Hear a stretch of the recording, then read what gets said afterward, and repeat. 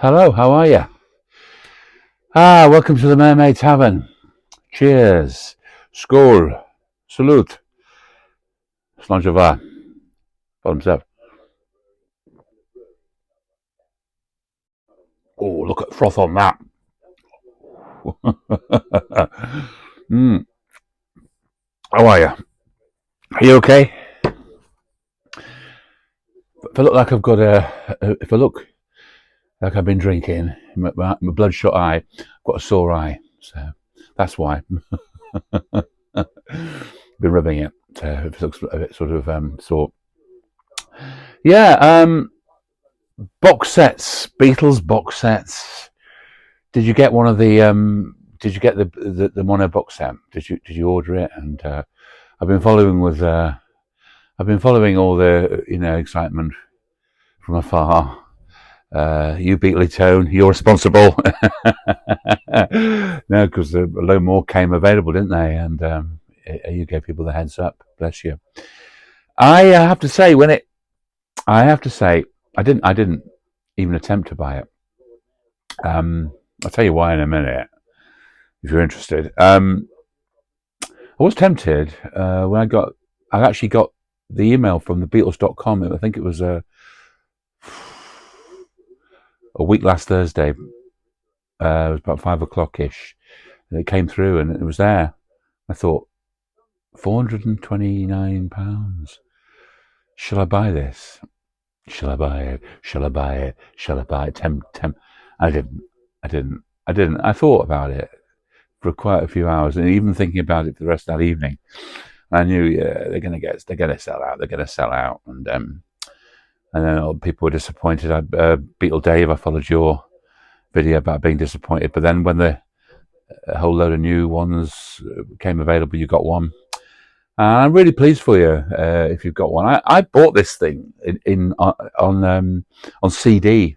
I bought the box set on CD, which you've got, Beatle Dave. I bought that when it came out was it 2014? And I had it, but like a lot of things, I sold it, didn't I? I don't know why I sold it. I think somebody offered me £100 for it about before COVID, anyway. Was it during? Yeah, before COVID. And I thought, oh, go on then, I'll sell it because I'd put it all onto iTunes. I've got them on my iTunes. I kind of, it was nice to have little replicas of all the flip top albums, and in a way, I don't know why. 2014, I didn't have a record player. I wasn't buying any vinyl. I wasn't even thinking about collecting any vinyl then. I wanted to keep some of the prize things I'd got, like my Beatles and Apple stuff and some other 60s stuff.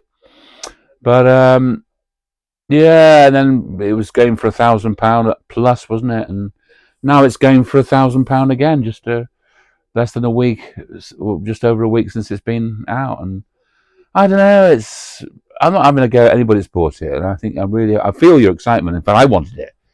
I just thought it's a bit cynical making these instant collector's items, isn't it?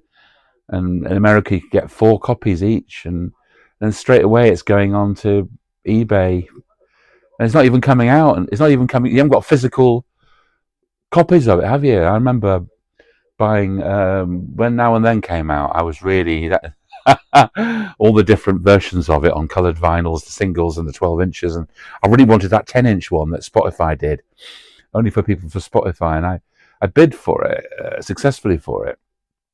I think it's £50 or something.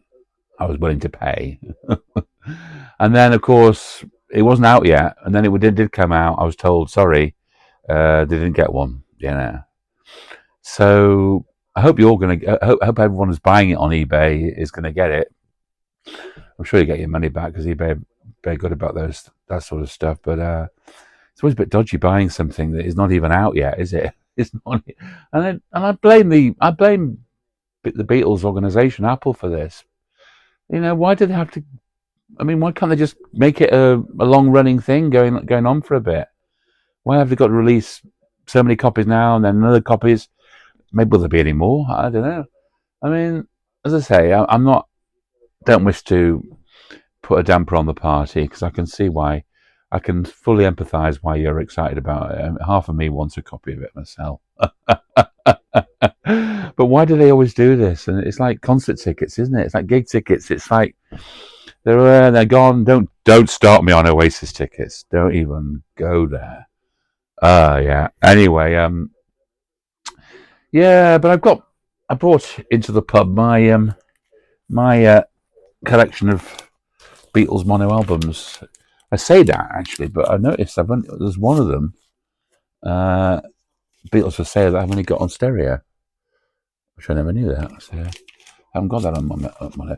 But these are all mono, apart from that, and I've even got a couple of doubles. Like I've got help on both mono and stereo. Couldn't even think of what I was talking about then. But they're really nice to have. I've collected these over the years. They're nice copies of them. I don't really care about matrix numbers and early pressings. They're all the sort of yellow label ones, and they've all got the flip tops, and they've got minor defects to the. We've got beautiful photography on that. You pick up that lovely hard sleeve. It's really lovely. That's really gorgeous. That and they're all. It's got somebody's name, Kate, on there. So bless you, Kate. You were, and they're all they're all the yellow and black Parlophone albums, and they're really nice to have. The years that I play, listen to them, and I do listen to them, and they've got pox and crackles, but they're all quite nice and clean. Actually, they're all quite well looked after. Got nice copies of them all, and as I say, I don't really give two monkeys about matrix numbers and all that, and but they're really nice to have, and and the white album, it's not a low number. It's 0217196. So it's not what you'd call a low number, but it's a nice copy of it. It's a really nice copy of it, and the discs are in good condition. I grew up listening to the stereo versions of these albums, not the mono ones. I think, if I'm right, before that mono box set came out, they had done mono versions of them, hadn't they? Sometime in the 80s, not early 80s, but mid 80s, something. They did bring them out on mono for the first time in ages. But I had the BC13 box set, and if you watch my seller's remorse video about things I regret, I do regret selling it, and I do regret not having that. Now, I sold it. I don't even know how much I sold it for. They're going for 400 or 500, aren't they, those? If I'm honest about it, I'd probably rather buy that again.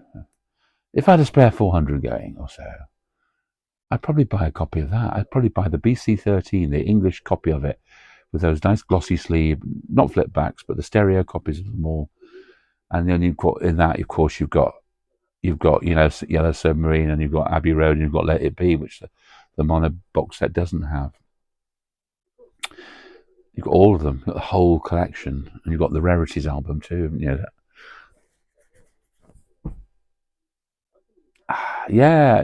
So yeah, I'm not here to have a go at you. I envy you, but as I say, I'd rather play my original mono albums here. I'd rather play them. I'd rather play them, and I must get a mono copy of Beatles for Sale now. I'll have to hunt for a nice copy for that. I bought these, a long time ago. I think I bought them in person, actually.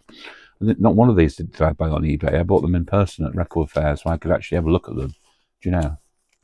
So I'll have to maybe go to the Beatles convention in August and in Liverpool, see if they've got a nice copy of the reasonably priced mono copy of Beatles for Sale.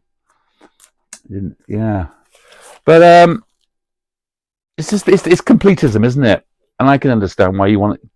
I can understand that the collecting thing grabs a hold of you, and you want to get every single copy of a. I always restricted myself to British copies, things that were here available in United Kingdom, of singles and albums. I never really went down the route of buying, you know, overseas copies of anything really. I did over the years have a few American albums and a couple of European ones, and I've got, because Mum and Dad bought it me, the Por Siempre Beatles, Spanish, and the that lovely version of the Dutch Beatles ballads. I mentioned this on one of my videos a while ago about, you know, albums, not just Beatles, but that are really sentimental value to me. Those don't really have any monetary value much, I don't think, anyway. But yeah, even if I bought that mono box set, I'd probably end up selling it in a few years' time as well. You know, so yeah, it is nice to have these albums with, you know, when they've got the flip backs of them. It really is. There's something really lovely about them, you know. But there's something really lovely about these too, because, you know, as I say, I don't necessarily think they are albums that came out exactly when the albums came out, but near enough. I think they're 60s pressings of all these albums, because in the 70s they did go to the double box Parlophone label, you know. But I want that BC13 box set again, and I could be tempted to get that because I grew up listening to these albums in stereo. I didn't listen to them in mono. I didn't even hear the varieties on the, you know, the variations on some of these albums till much later on, really, into the 80s, you know. But I grew up listening to the stereo albums, and it was perfectly fine for me. And these new mono ones, well, I think they've been taken from quarter speed master thingies of the original things at Abbey Road before, you know, the mono. So I don't think they're gonna. They'll probably sound like these, but without the pox and the crackles. They probably sound much more cleaned up, which is nice to have. And, you know, I want it. I want it. I really do want it. I want the mono box set. I want the mono box set. No, stop it. Stop it.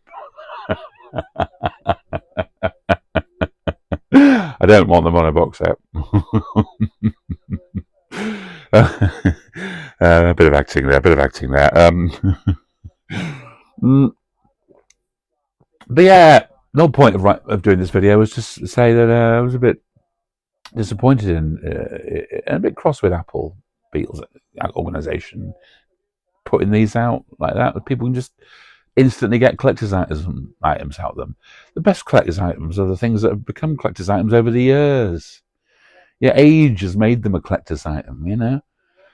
Now you get instant limited editions and things in the way you have done for a long time, but I don't like the fact it's a bit sort of cynical. I don't mean to sound negative about it, but you know, it's straight, as I say, it's like concert tickets, buying them face value and then and they rocket like that, and I think that's a bit not very good. It's not a very good way of doing things, and I really, yeah, I'm happy for you if you've got it, if you've got the mono box set. I'm a bit jealous, but I didn't even, as I say, I didn't even try to get it, and but I would like that. I would like that blue box set BC13.